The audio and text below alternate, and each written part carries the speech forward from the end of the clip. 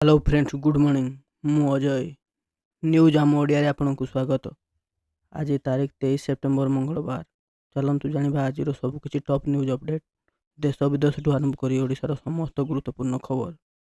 चाषी बड़ खबर यह दिन आसव अकाउंट को टंका। पीएम किसान सम्मान निधि योजनार 21तम किस्ती सरकार दीपावली एवं नवरात्रि मध्य प्रत्येक चाषी अकाउंट सीधासलख 2000 टंका ट्रांसफर करिपारंती। 21तम किस्ती इक्यूआईसी आवश्यक। किसी चाषी 21तम किस्ती एपर्यंत विलंब हो पारे। यार कारण होउछि इक्यूआईसी। सृष्टि है लघुचाप क्षेत्र। हो जातु सावधान। बंगोपसागर सृष्टि है लघुचाप क्षेत्र। उत्तर पूर्व बंगोपसागर और आखपाख अंचल लघुचाप क्षेत्र सृष्टि होती। 24 घंटा मध्य पश्चिम और उत्तर पश्चिम दिगरे गति कर लघुचाप। आसंता 25 तारीख पाखापाखि आउ एक लघुचाप क्षेत्र सृष्टि होवार संभावना रही। रत्न भंडार सामग्री स्थानांतर कर आज सकाल 10 सर्वसाधारण दर्शन बंद रहिबो। श्रीमंदिर नाटमंडप और जगमोहन शोध कर मुख्य देउल तथा झुलन मंडप परिसर को प्रवेश बंद रहिबो। रत्नालंकार स्थानांतर जाए कटकणा बलवत्तर रहिबो। रत्नालंकार स्थानांतर पर दर्शन स्वाभाविक हेबो। आनंद बजार महाप्रसाद नहीं पारे भक्त श्रद्धालुओं सहयोग पाई श्रीमंदिर प्रशासन पक्षर निवेदन करा जायछि। चलतु देखा बैंक ऑफ बड़ौदार दमदार स्कीम। बैंक ऑफ बड़ौदा एक सरकारी क्षेत्र बैंक जहाँ केंद्र सरकार अधीन में कार्य करे।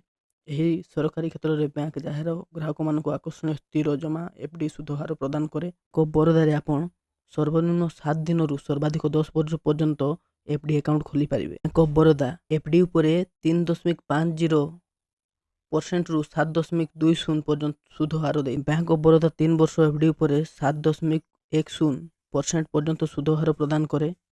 बाण गोदाम रे चढ़ाऊ। बौद्ध जिला हरभंगा ब्लॉक पुराणा कटक बजार निकटस्थ जियाकोटा ग्राम एक बाण गोदाम रे विस्फोरण घटिला।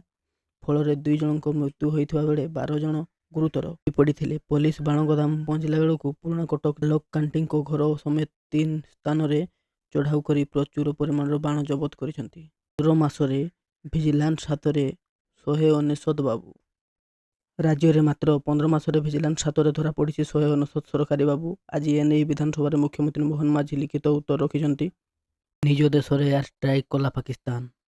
पाकिस्तानी सेना निज नागरिकों उपर एयर स्ट्राइक कर सामना को आसी जो शिशु एवं महिला समेत 30 जन साधारण नागरिकों मृत्यु होती। सूचना अनुसार पाकिस्तानी वायुसेना भोर प्राय 2टा समय F-17 लड़ुआ विमान अति कम 8टी LS-6 बोमा पकाई जो 30 रु अधिक निरीह नागरिकों मृत्यु होता।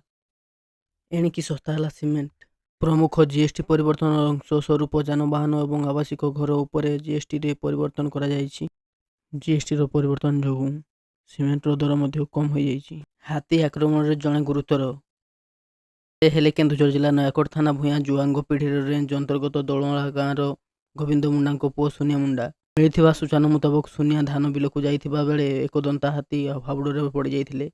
हाथीटी शुंढरे धरी कचाड़ी देइथिला। फल से गुरुतर आहत होइछन्ति। प्रथमे बांसपाल गोष्ठी स्वास्थ्य केन्द्र में भर्ती करा जाइथिला।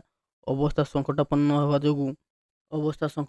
होबारु केन्दुझर धुरंधर मेडिकल को स्थानांतर करा जाइथिला। सेठारे तांको कटक निया जाइथिबार सूचना मिली अछि।